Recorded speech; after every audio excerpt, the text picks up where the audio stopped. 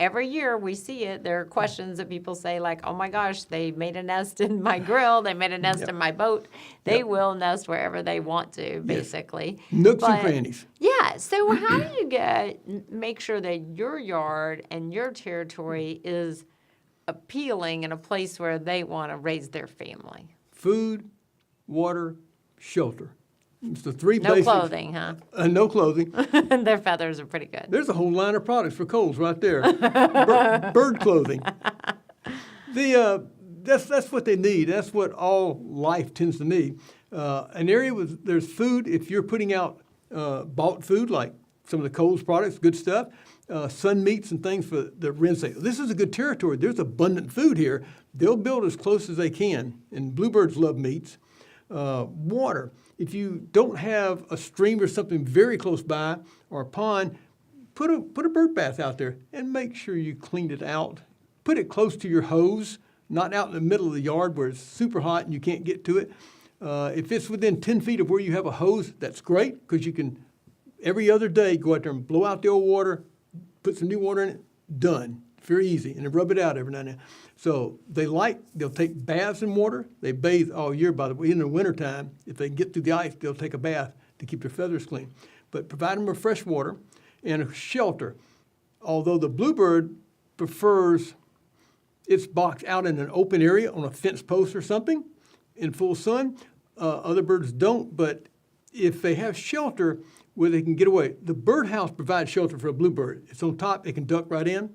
But all the other birds, you want to have something closer to the wood line or in the wood line so that when they're there, they can get away from a predator by going right into the bushes. That's very important with feeders, too. When they're out there feeding, if it's way out in the open, it's not as safe for those birds as it is closer to some trees and bushes they can jump into real quick. Yeah, so that's the shelter portion. Right. Those things are so important.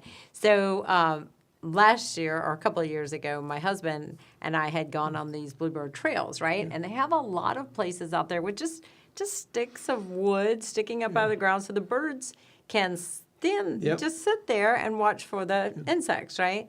So he took a big piece of wood and just put it into the ground out in the backyard. And several of our neighbors took time to tell us, like, you won't grow a tree there. What are you doing? Why are you sticking dead wood into the ground? But we see the bluebirds use it all the time. So I feel like, we're trying to make this area as accommodating. But it's so cute when your human neighbors are like, why are you doing that? But the bluebirds know exactly why you did it. Well, my neighbors probably don't worry about me anymore. They gave up on me a long time They ago. probably look at that sack on the side of your house and go, what is he thinking? I'm waiting for the architectural control committee to say something to me. That's what I was going to say with the HOA. But the thing you just mentioned about putting a stop out there is talking about the different ways that birds feed. The bluebirds, they will sit on a post or on top of their house and forage for insects pretty much at ground level. Mm-hmm. They're looking for something moving, and little gnats and little flies, little beetles to go for.